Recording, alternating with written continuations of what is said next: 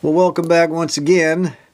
In the last video, I showed you before I closed out that I still had 3 capacitors to change, and they were located down below this wafer switch. Well, that's still the case, and I'm getting ready to take them out. I thought maybe I'd show you, the folks that haven't done this very much. I mean, how do you get those things out of there? That is, well, you can't rip and tear everything apart. Some things you just can't be done. Now this is a paper capacitor right here, as you can see. It is way down in there. And this thing is over the top. What do you do? Well, I'll tell you how we're going to do this. You'll need a pair of small dikes or very sharp I just ordered a pair of dikes that have very, very sharp needle type cutters. I should have had one of those already, but I didn't. It'll be in a week or so. Meanwhile, we're going to go ahead and use my little miniature dikes that I've used for years and years. Look for the easy end. Let me focus in here. Look for the easy end on something like this. Which one of these two ends would be the easiest to cut? This one or this one here? Well, obviously it's this one here. So what I'm going to do is snake my little cutters down there. I'm going to cut that off as close as I can right there. Just going to nip that lead right off. And then once I get that lead nipped off, then I'm going to take my needle nose, my little needle nose, and I'm going to get down in there and I'm going to grab a hold of that stub that'll be still on the capacitor. And I'm going to pull that capacitor this way, as far as this lead will allow me to go. And I should be able to get down in there with my cutters on the other end and nip that off, either up close to the terminal or actually at the capacitor. Hopefully that'll work, and then I should be able to just snake it right on out of there, through this mess here and get it up. Now, what do we do when it comes time to put it back? Not a problem. I'm not putting it back in the same spot. I'm going to put it on top of this terminal board. We're going to solder it here, and we're going to solder it there. And it'll be out here a little ways, the capacitor will. And some people say, well, you got to have that capacitor close to the chassis. Yeah, that's usually the case, but not always the case, okay? Case in point. Here's one on a circuit board. It's way up here on the top. If you look over here, there's another one that's way up on the top. That's the way they were originally mounted. It doesn't, and here's one here, nowhere near the chassis, okay? It doesn't always, it's just not a rock hard thing at all times in all situations to have a capacitor down against the chassis as close as you can go. There are going to be times when you just can't do it, and this is one of them. I'm not going to take a risk of damaging a whole bunch of crap to meet some requirement. Oh, you got to get it closer to the metal. I'm going to put it up here on the top. It should work just fine. Then we'll take a look at our next 2 capacitors. I just wanted you to see that not all caps are easy to get out. I'll tell you what, let's just go ahead and do this together. I didn't really plan to do it this way, but what the heck, these are supposed to be learning videos. This is something a young feller or a young lady would have a terrible time, or just a newbie in general, doesn't matter what age you are, would have a terrible time figuring out how to do. So we will nip the first side, okay? The easy side. We'll get down in there, give her a cut. She's already cut. Now we'll get a hold of that baby with the needle nose. Let me get a hold of it right there.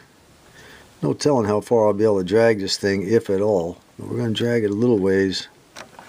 Oh my goodness, look at there. It looks like the whole center of the lead's coming out of the capacitor. Let me see, let me show you. It looks like the whole lead is coming right out. Just pulling right out of the cap. Look at that. That's interesting. That's never happened before. It's just come loose, that's all. Alright. That's as far as she's going to come. Now, let's see. Yeah, they opened it up a little bit. Let's see if I can get my wiggle my little cutters down in there. I could not get the cutters down in there. They just wouldn't fit.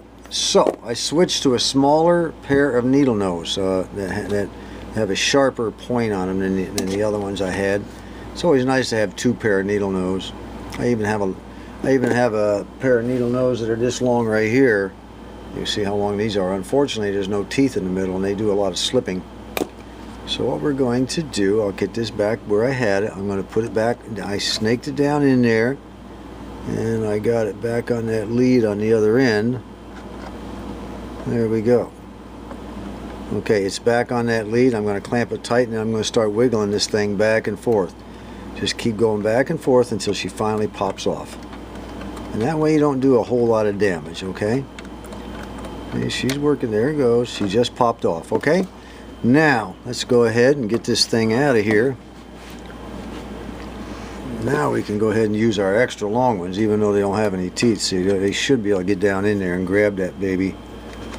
They have enough grip to get it out. There we go. You see how easy that was?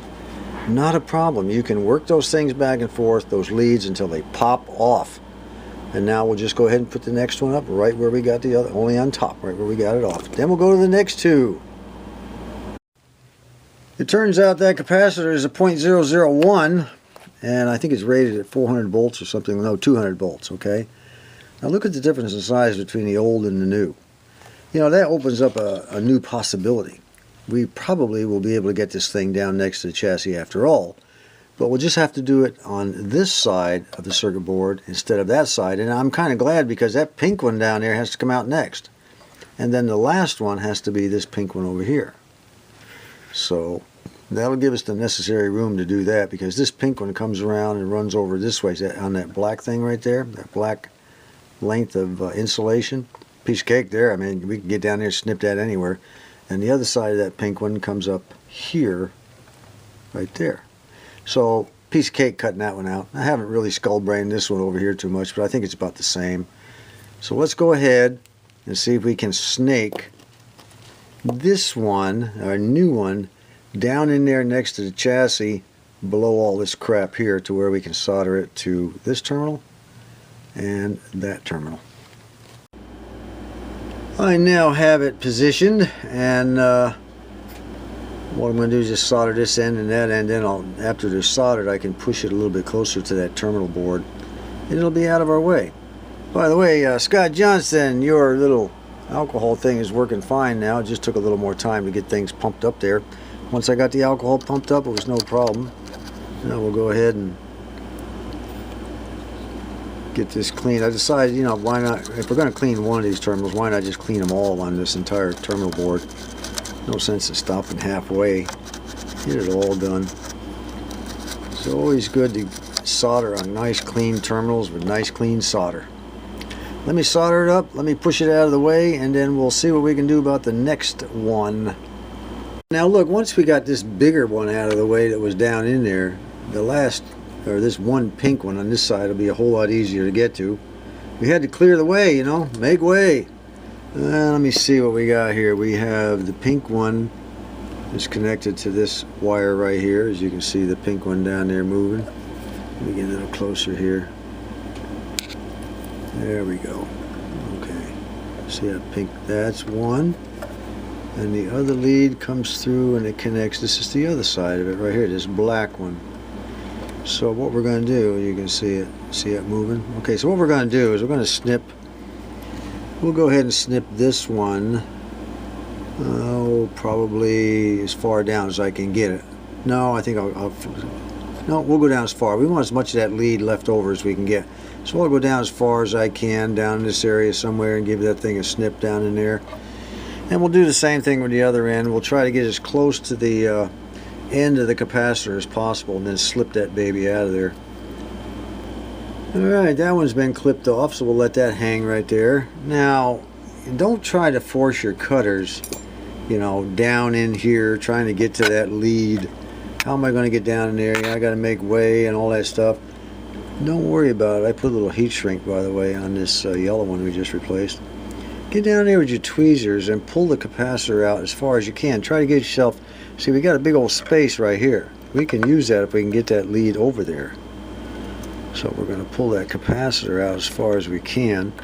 This wire right here, this yellow white wire, wants to give us a hard time, but shove it down around there. See if we can get as much as we can out into that open space. Okay, this terminal board is keeping it from happening, but let's raise this resistor up gently, gently, gently out of our way. And we'll pull this wire out of the way. Look at there. Now we can get our little cutters right down in there if I can find them. Here they are. We're going to get right down in there and cut it off as long as we can. Now we'll probably trim it even further later, but get right down in there. We were able to move the cap enough to get as much as possible. Try to get over there close to the terminal board as we can. There it is. It's cut. Now I'll just take my little My little long nose jobbies. This is where these long nose things come in real handy. I'll tell you, boy, these things are great for that. Reach down in there and grab it real tight because there's no teeth on it, and there we go. We got that one out too. Piece of cake, guys. You just got to take your time, think it out, do a little skull braining. Nothing to it. All right, there it is. She's in. There's the small one we put in earlier, the larger one we put in just now. Now I'll just go to the other side and pull out that other pink one and do the same thing. We are done with the recap, but there's something I wanted to show you. But before we do that, let's get rid of all this crap, all these old capacitors. I got to make some room. I got to clean up this bench. It's a mess. Got to make room to do some stuff around here. All right, let me show you something that's kind of, I don't know, I found it to be kind of neat, and it involves this little thing right here. It's a chassis within a chassis as far as I'm concerned. I took the two screws out so it wobbles around a little. This is the back door of our jukebox. And there were some things that the user were allowed to do. Now they were not allowed to unlock this and get where the electronics is. Too dangerous. But you know, there was a main switch here, and there was a record reject, and there was also a master volume control. This is the one that most users use. They probably didn't do much here. But the master volume control, what they could do, you know, depending on, you know, you're the user, you're the guy that owns the bar, you're the diner, the restaurant, whatever. If you wanted the volume cranked down or up, you could do it yourself by taking a screwdriver and sticking it through this hole. Now, what happened when you stuck the screwdriver through is the screwdriver would go down in this slot right here, okay? And you could turn it left and right to make the volume go up or down. That's what was happening when you stuck your screwdriver through there. Now underneath, let me sit down here where I can get a better look. Underneath this thing is a 2-gang pot, okay? Get her down here a little better where we can see. It's just a 2-gang pot, that's all. I had to spray them out and clean them real good, but they're not connected to anything except the wires coming up through that black thing, through that cable bundle thing right there. Can you see it? There we go. Well, you know, they're just not anywhere at all connected. Well, what's up through that hole there? Let's take a look. On the other side, where it comes up through here, it goes to a plug, which plugs into plug J102, and that right there says remote volume. So, kind of cool, huh? Never seen a chassis like that come up through, wasn't connected to anything underneath, and went to a plug that plugged into something else. I just thought I'd show you that. Alright, next will be the resistor change, and I'm also going to change, well, I'm not going to change. I'm going to eliminate the selenium rectifier without taking it out of the chassis. We're going to install a diode in there, and I'll show you how that's done. We're going to mount everything on this little booger right here, okay? And I'll show you how I plan to do that. But first, I think I'll, well, first, like I said, I'm going to do all the resistors first. We'll do that last, and then we'll be done with this thing. But first, let me give you a little update about what's been going on with our cabinet, and I've also been doing a little work there. Well, here's what's been going on with the cabinet. We got our uprights in that holds the lid, and they're all bolted down and doing real good. And we also got, and that black thing is in, and it holds the gasket like I told you earlier, and I think I told you in another video. But this gasket, you know, has a tendency to droop down along the edge. It's going to have to be glued, and what I've decided to glue it with is just some regular old Elmer's rubber cement. I'll either take a toothpick, which is in this box, or I'll take a screwdriver, and you know, we'll just kind of peel it away like so, put a few drops of Elmer's there, and then just, I mean the rubber cement, then just push it down like that. There's not a whole lot of stress on there, but we want to hold it in place. Now down here, this is the main part that needs to be a little more glue here, because this has a tendency to sag. You know? We don't want that to happen. We want that glued all the way across. So that's what's been happening there, and we also got these babies in. They've all been de-rusted and clear coated, but we have an issue with this one. Yes, we do. Let me spin it around and show you what I'm talking about. This is a real problem. this, remember that bracket we put on the top here to help that door stay on, that metal brace? Well, it's hitting. I can't slide this one in. You know, one of those things, we didn't expect it, but it's just one of those things, you know. It hits on that nut right there, and I can't get it to go on. This has raised it up too far too. So, what do we do about that? Well, what I always tell you we do. We fix it! We fix it! It is not a problem! No, it is not. I already have an idea on what to do. It's going to be just another brilliant, genius repair. You're going to love it. We'll go over that next time, okay? But right now, what do you say we just fire the lights up on this sucker and let you see what it's kind of maybe going to look like once it gets all lit up, okay? Well, what do you think, guys? She looks pretty nice so far, doesn't she? I love the way that thing lights up down there and reflects off the sides. That's kind of cool. Anyways, like I said, it's just temporary, but I just wanted to make sure everything was going to work. We've got to tear it all apart again in order to finish up what we're doing in here. But we still have to work on that. That's my next big issue right there.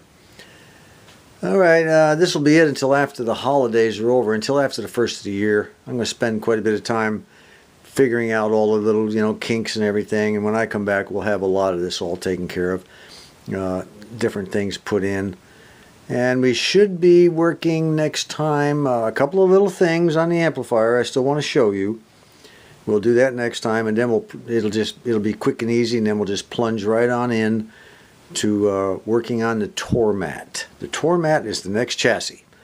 So until then, again, Merry Christmas to everybody if you celebrate Christmas, and Happy New Year, okay? See you next year. This is John.